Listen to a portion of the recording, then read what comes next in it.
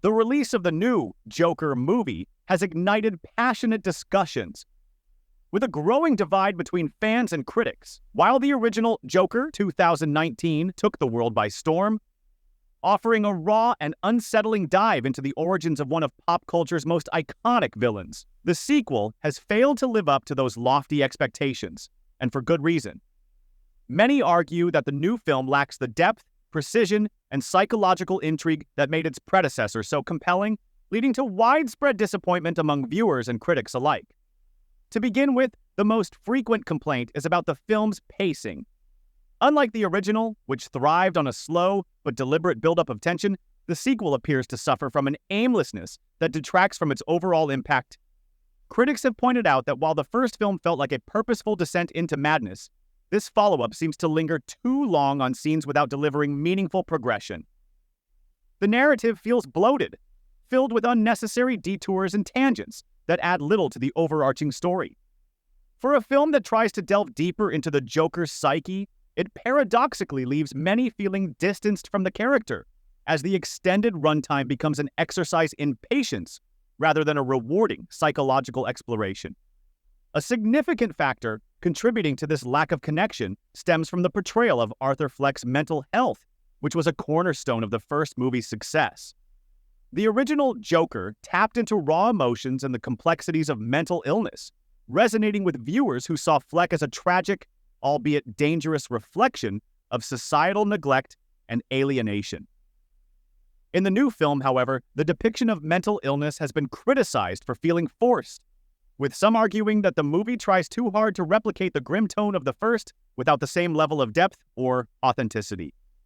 Instead of furthering a nuanced conversation about mental health, the sequel seems to fall back on a more superficial portrayal, presenting Fleck's instability as a gimmick rather than a layered narrative device. The portrayal has led to accusations of sensationalism, where mental illness is used as a shock factor rather than being treated with the gravity and insight it deserves.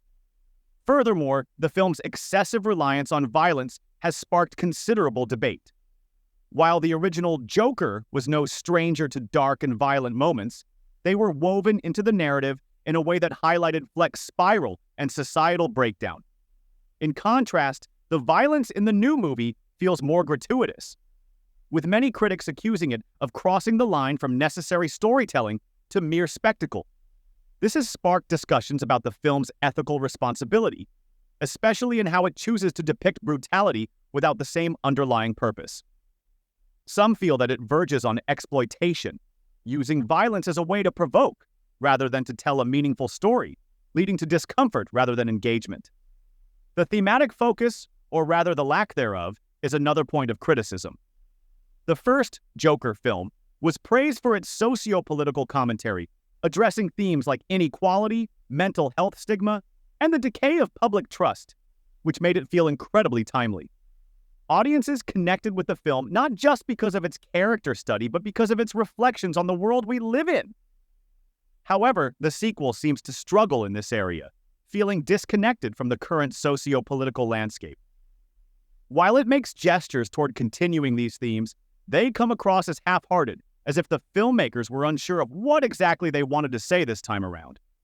As a result, the film's cultural relevance, one of the first movie's biggest strengths, feels diluted, leaving viewers to question whether the Joker's story really needed to be revisited at all. The film's aesthetic choices, while visually stunning, have also received mixed reactions. There is no doubt that the movie is beautifully shot, with its cinematography and use of color being particularly striking. However, some critics argue that the emphasis on style overshadows the substance. It's as if the filmmakers were more concerned with crafting a visually artistic piece than with creating a cohesive and engaging narrative. This has led to accusations of pretentiousness, with the film being labeled as more of a visual experiment than a compelling story. The heavy-handed symbolism that pervades the movie might be impressive from an artistic standpoint, but for many it comes at the cost of character development and narrative flow. The movie seems to get lost in its own ambitions, resulting in a product that is more concerned with looking meaningful than actually being meaningful. Joaquin Phoenix, who returns to the role that earned him an Academy Award, remains a central figure in the criticism. While his performance in the first film was lauded for its raw intensity and unpredictability, many feel that he is simply retracing his steps in the sequel. There's a sense that Phoenix, while still delivering a strong performance, is playing it too safe, relying on the same mannerisms and emotional beats that captivated audiences the first time around. What was once shocking and visceral now feels somewhat repetitive, with Phoenix's Arthur Fleck failing to evolve in a meaningful way. It's almost as if the character has been trapped in a cycle of misery without any new layers to uncover, leaving some viewers feeling fatigued rather than captivated by his ongoing descent. Additionally, the movie's supporting characters and their development, or lack thereof, have been called into question. In the first film, the supporting cast served as crucial pieces in Arthur's narrative puzzle, helping to shape his worldview and descent into madness. However, in the sequel, many of these characters feel underdeveloped, existing more as plot devices than fully realized individuals. Their interactions with Arthur lack the same emotional weight, making it harder for audiences to invest in their relationships. Without these supporting pillars, Arthur's story feels more isolated and not in the intended way. Instead of enhancing the narrative, they simply become background noise, further contributing to the sense of disconnection that many critics have expressed. In essence, the new Joker movie struggles to recapture the magic of its predecessor, stumbling in areas where the original thrived. The pacing is sluggish, the character development feels stagnant, and the themes, which once resonated with viewers on a deep level, seem watered down.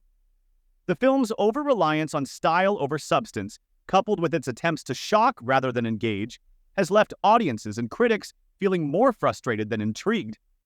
Where the first Joker movie was a bold statement that redefined the comic book villain origin story, the sequel feels like an unnecessary rehash, lacking the same bite and relevance. For many, the question remains, was a sequel even necessary? The original Joker film ended on a powerful note, leaving much to the viewer's interpretation. By continuing Arthur Fleck's story, the new movie risks over-explaining or diluting the very things that made the character so compelling in the first place. Rather than adding new layers to the Joker's mythology, it seems to take away from the mystery and nuance that made the character such a standout in 2019. As the debate rages on, it's clear that the new Joker movie has sparked a conversation. But whether it's the one the filmmakers intended is up for debate.